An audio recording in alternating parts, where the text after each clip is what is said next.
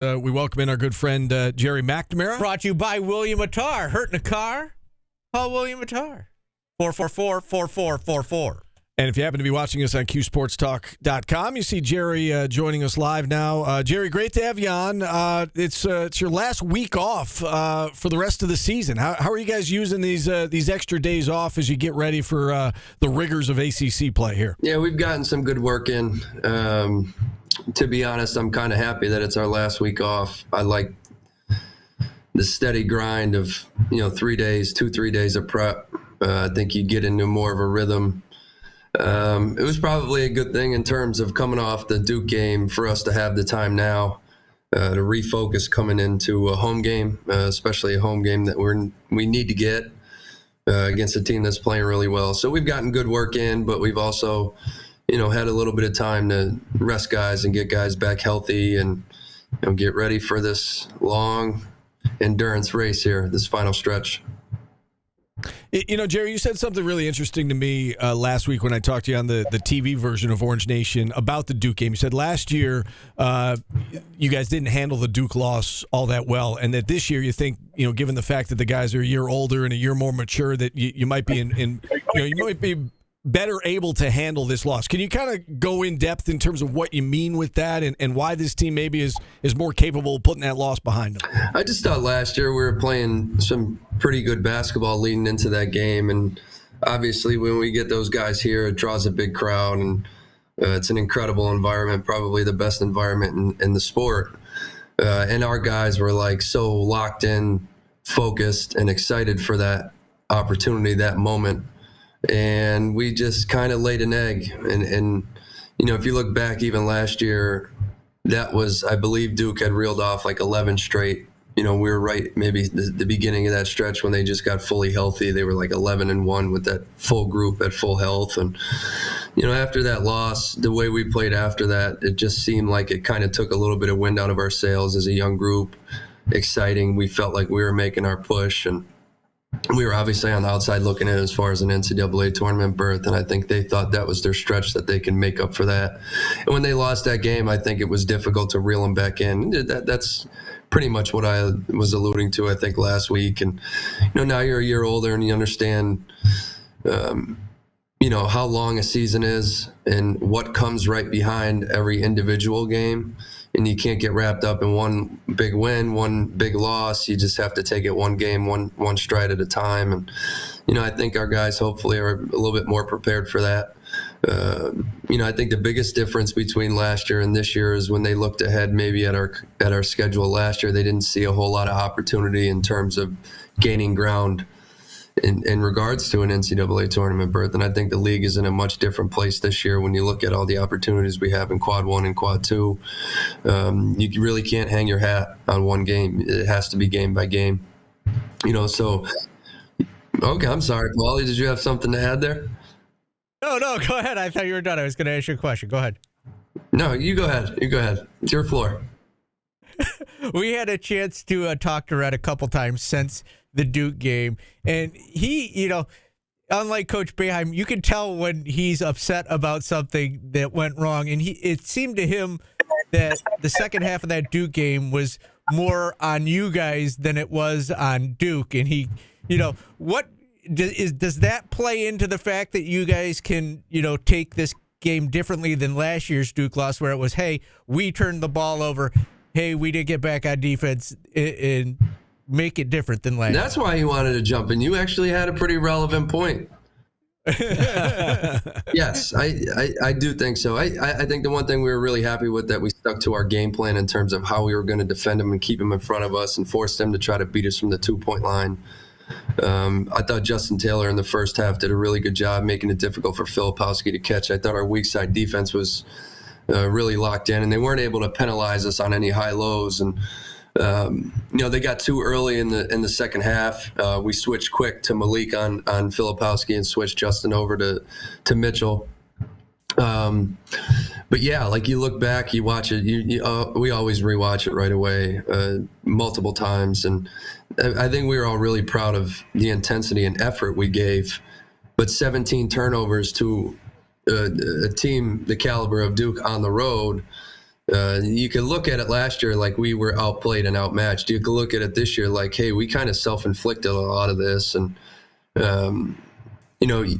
to beat a team like that, you have to cut that number in half. We can't be at 17. You got to be in the range of 8 or 9. I think they hit 4 maybe off our turnovers in the open court and transition from 3. So if you could do that and cut that in half and you eliminate literally double-digit amount of points, theoretically, you could be in an even game with them down the stretch. And now they're playing at home. Maybe it does add a little pressure. So I think that's the way you have to look at it in terms of our guys is like, hey, we turned the ball over 17 times. Now, a few of those were actually pretty good plays. J.J. Starling gets in the paint, drives baseline, and we work on a 45-degree cut from the weak side, and Q makes the cut. We deliver the pass just a little bit behind. Q can't quite corral it, and it ends up in an opportunity for them out in the open court, and they hit a 3. Those things you kind of like, yeah, I understand the idea. So we had some opportunities. We were in a good position. But once they started hitting threes, that's just a different team. And that's what we tried to eliminate, and we did a good job for a long time, but we just kind of didn't take care of protecting the basketball on our end that allowed them to get the opportunities that we tried to eliminate in the half court.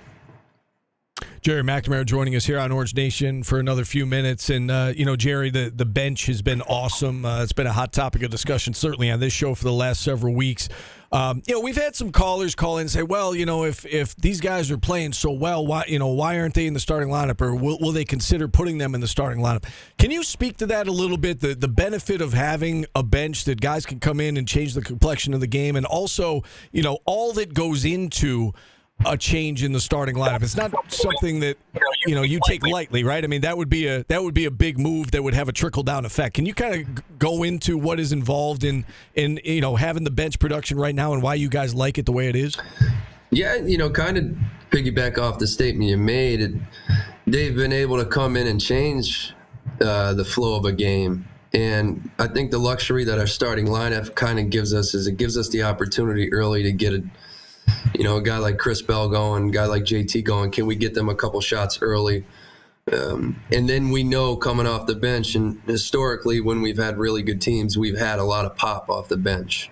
We've had guys like James Sutherland, Dion Waiters that were absolutely capable of being starters, the same way we have Malik Brown and Q and all these guys, Benny, guys coming in off the bench, Kyle Cuff, that have absolutely can start.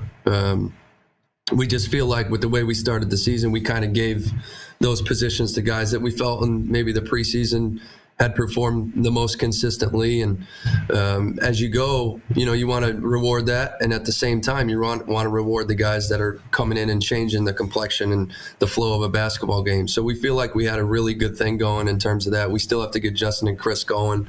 I think that the idea of starting Naheem early is you can kind of get him off, try to see what he can do early. And, at the end of the day, Malik Brown's going to come in. I mean, that's just what it's been.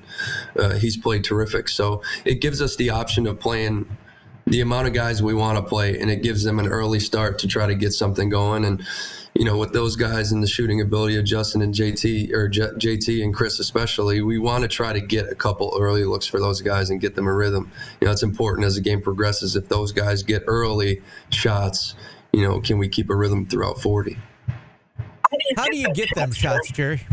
Well, obviously we've got to do a better job of screening, getting them some looks. But I think some of that is on them too. I thought JT passed up 2 really quality looks in the first half against Duke. He and I have had the conversation for our offense. It's important for him. It's a good thing for our offense to take good looks. And, he caught and kind of decked it right away. I thought Chris has pump faked and put it on the floor, maybe 1 or 2 times that he didn't need to when he could have probably stepped in and taken one. So, part of it's on us in terms of our execution and getting them quality screens to get a good look. And then, within the flow and rhythm of our offense, we need to make sure that those guys continue to be aggressive when they get a quality opportunity. All right, let's look ahead now to the next opponent. Boston College coming here on Wednesday. It's a BC team that I think we would say has been sneaky good this year. I mean, 10-4. They just knocked off Georgia Tech on the road. Close loss to Wake. Close loss to NC State. They beat St. John's. What stands out to you about this BC team? Their offensive firepower seems different than years past. Add in the addition of Harris. And his ability to stretch and shoot, he's been a big difference maker. But anybody that's watched them, fans of the ACC that kind of pay attention to everybody instead of just their team, they understand the type of player that Quentin Post is. There's been a lot of talk about PJ Hall at Clemson and how good he's been. Quentin Post has been up there too. He's been as good as anybody from that position. He's a guy on any night that can kind of dominate a game. When you add the type of shooter like Harris, and then you think about all the different pieces that they had. Like I really like Jaden Zachary. I love the transition that he made when they had the coaching change of like who's going to stabilize everything. And him at the point with his physicality, his selflessness, he's just a tough player. I kind of loved that transition for them when they were going through it, to have that type of guy, that type of leader. League Bay, McLaughlin had a terrific game, but all these guys are physical. To add in the fact that they have more offensive firepower, they're all physically tough, and they really post you at 4 positions in their starting lineup. Really 5. Every one of these guys, they run some elbow action where they can cut off you and they can stop you on a dime and post you at 8 feet. And they do it from every position. So the fact that they have more shooting and firepower on the offensive end to kind of combine that with how physical in nature that they are, the league is in a good spot. Boston College overlooked. Wake Forest is overlooked. There's a lot of teams NC State's playing at a high level. The league's in a good spot, and when you have teams like Boston College playing at the level that they are, it's a good thing for us.